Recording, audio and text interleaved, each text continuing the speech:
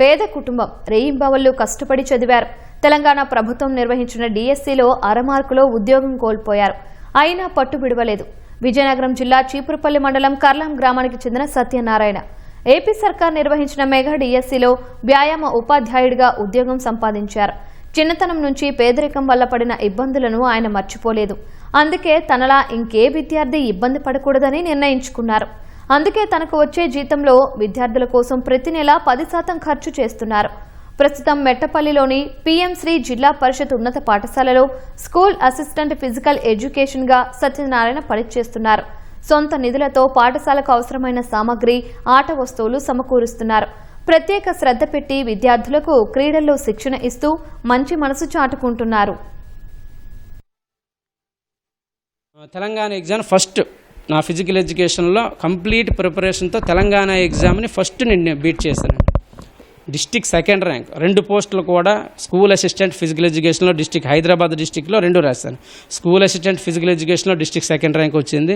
PET physical education టీచర్లో second rank వచ్చింది హైదరాబాద్లో. అదర్ స్టేట్ వాళ్ళకి ఏమో 5% ఉంటుంది అని చెప్పేసి అక్కడ రూల్ ఉంది. ఆ 5%లో ఉండడం వల్ల నాకు అబ్బాయికి హాఫ్ మార్కే తేడా, 0.5 మార్క్స్ కన్నా ఎక్కువ వచ్చింది. అందువల్ల మీకు ఇక్కడైతే పోస్ట్ ఇవ్వలేమని చెప్పేసి నేను అక్కడ మరి ఇవ్వలేదు పోస్ట్. పీఈటీ కూడా అంతే.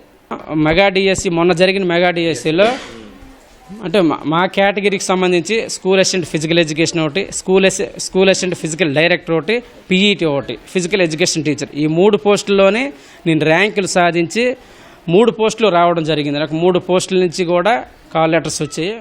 ఈ ర్యాంకులతో స్కూల్ అసిస్టెంట్ ఫిజికల్ ఎడ్యుకేషన్ అనే పోస్ట్ నేను తీసుకొని జడ్పిహెచ్ఎస్ స్కూల్ మెట్టపల్లిలో జాయిన్ అవ్వడం జరిగింది. నాది పక్క ఊరు కాబట్టి దగ్గరలో నేను తీసుకోవడం జరిగింది. పక్క ఊరే కర్లాం విలేజ్ నాది.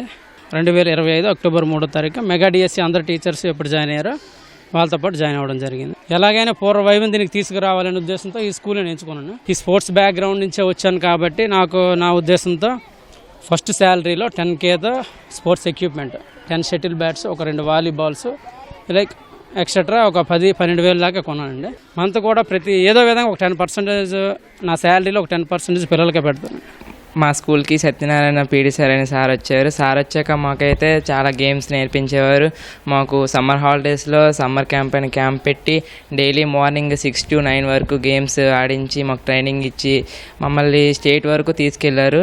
లాంగ్ జంప్ పిట్ చేశారు. ఆ పిట్ సార్ ఓన్ డబ్బులతో పెట్టుకున్నారు. నెక్స్ట్ టేబుల్ టెన్నిస్ కొన్నారు మా స్కూల్కి. సార్ డబ్బులతోనే చాలా పెట్టి సార్ కొన్నారు. 10th క్లాస్కి బుక్స్ అండ్ ప్లాంక్స్ ఇచ్చారు. సార్ వచ్చిన కాడి నుంచి డిసిప్లైన్ కూడా ఉంది. చదువు కూడా నీట్ నేర్చుకున్నా అండ్ గేమ్స్ కూడా నీట్ నేర్చుకుంటున్నా.